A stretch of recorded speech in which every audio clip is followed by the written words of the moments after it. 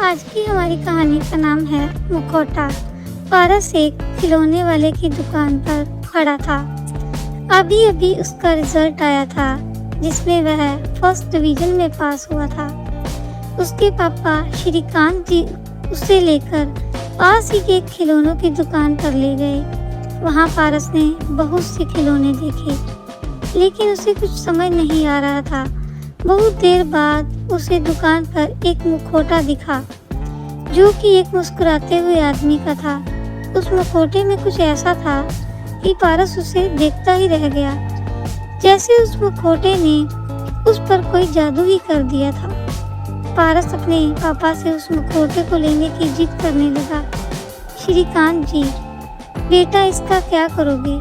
कोई खिलौना ले ले, देख कितनी अच्छी कार है रिमोट वाली।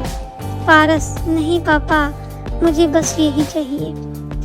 हार कर श्रीकांत जी ने उसे मुखौटा खरीद कर दे दिया। दोनों घर की ओर चल दिए। कार में बैठकर पारस ने मुखौटा लगाया और सामने वाले शीशे में देखा। उसमें वह काफी डरावना लग रहा था। उसने उसे झट से उतार दिया। पापा बोले, क्या हुआ? अपनी शक्ल देखकर डर गए? यह कहकर पापा जोर जोर से हंसने लगे। पारस, मैं किसी से नहीं डरता, वो बस पहली बार लगाया था तो अजीब सा लग रहा था। पारस ने मुखौटे को पीछे की सीट पर रख दिया और खिड़की से बाहर देखने लगा। तभी उसे काली हुड्डी पहने एक आदमी दिखाई दिया। इसने वही मुखौटा पहना था। वह पारस की ओर हाथ हिला रहा था। पारस, पापा देखा, वह आदमी जिसने मुखौटा पहना है मुझे बुला रहा है। पापा ने देखा लेकिन वहाँ तो कोई नहीं था। पापा, कहाँ है बेटा? कोई भी तो नहीं है। लगता है तुम इस मुखौटे से डर गए हो। अगर ये तुम्हें पसंद नहीं है तो मैं इसे अभी बाहर फेंक देता हूँ। पारस, नहीं पापा, ये तो मैंने बहुत मन से खरीदा है, इसे मैं अपने दोस्तों को डराऊंगा। इसी तरह बातें करते करते दोनों घर आ जाते हैं। घर पर पारस की मम्मी तनुजा के पूछने पर पारस उन्हें मुखौटा दिखा देता है। तनुजा, बेटा ये क्यों ले आए? इससे लोग डरेंगे। पारस, दोस्त को डराने के लिए ही तो लाया हूँ मम्मी। कुछ देर बाद पारस अपने दोस्तों के साथ खेलने चला गया। वह मुखौटा अपनी टी शर्ट के अंदर रख कर ले गया। उसके सभी दोस्त पास के मैदान में क्रिकेट खेलने के लिए इकट्ठे हुए थे। तभी वह मुखौटा पहनकर उनको डराने लगता है। उसके सभी दोस्त इधर उधर भागने लगते हैं। पारस को बहुत मजा आता है। तभी वह देखता है कि मैदान के एक किनारे पर वही आदमी खड़ा होता है, मुखौटा लगाए। पारस डर जाता है। वह जल्दी से मुखौटा उतारकर घर की ओर चल देता है। वह आदमी पारस के पीछे ही चलने लगता है। कुछ देर में वह पारस के सामने आ जाता है तो पारस डर के मारे आंखें बंद कर लेता है और मुखौटा फेंक देता है। वह आदमी मुखौटा उठाकर उसे अपने कपड़े से साफ करता है और आदमी बोलता है, बेटा डरो नहीं, मैं तुम्हें नुकसान नहीं पहुंचाऊंगा। पारस, ये मुखौटा तुम रख लो पर मेरा पीछा छोड़ दो। आदमी बोलता है, बेटा मैं तुम्हें डरा नहीं रहा हूँ, एक बार मेरी बात सुन लो। वह आदमी पारस को लेकर एक किनारे बैठ जाता है।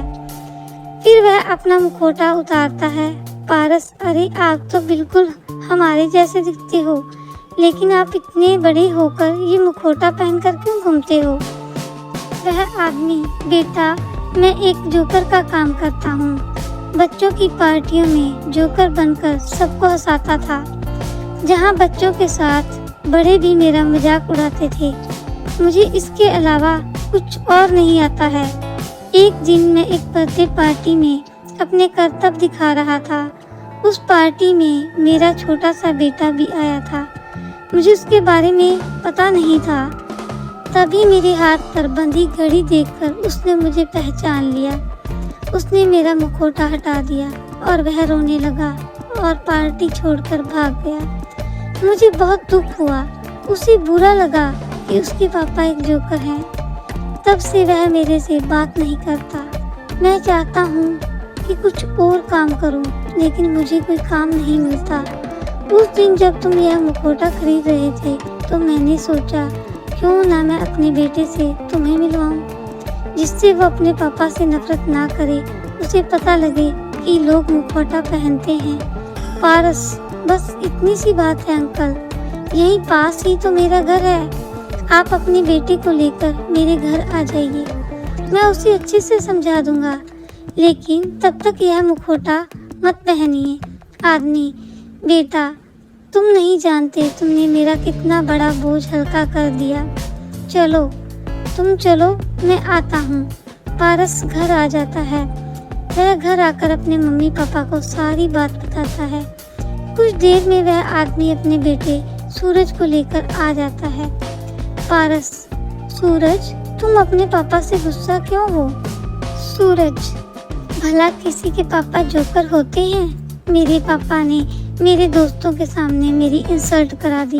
श्रीकांत, बेटा, कोई काम छोटा बड़ा नहीं होता, और वैसे भी तुम्हारे पापा ये सारा काम मुखौटा लगाकर करते हैं, इसलिए चिंता करने की कोई जरूरत नहीं है, उन्हें कोई नहीं पहचानता।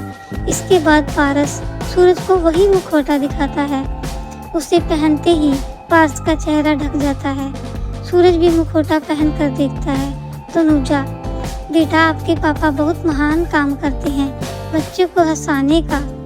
ऐसा हर कोई नहीं कर सकता। फिर भी अगर तुम्हें ये सब पसंद नहीं है तो उन्हें समय दो, वो अपना काम बदल लेंगे। उसके लिए उन्हें कोई और काम सीखना होगा जिसमें समय लगेगा, लेकिन अगर तुम उनसे गुस्सा रहोगे तो उन्हें बहुत बुरा लगेगा। यह सुनकर सूरज रोने लगा और अपने पापा से लिपट कर माफ़ी मांगने लगा। श्रीकांत जी, भाई साहब, जब भी आपके पास का टाइम हो आप मेरे ऑफिस आ जाना, मैं आपको अकाउंट का कुछ काम सिखा दूंगा। 2-3 महीनों में आप सीख जाएंगे। इससे वह बहुत खुश होते हैं। पारस और श्रीकांत जी का धन्यवाद करके अपने घर की ओर चल देते हैं। श्रीकांत जी, बेटा, कोई भी खिलौना आज तुम्हें वो खुशी नहीं देता जो इस मुखौटे ने तुम्हें दी है, ये तुम आज महसूस कर रहे होगे। पारस अपने पापा से लिपट जाता है।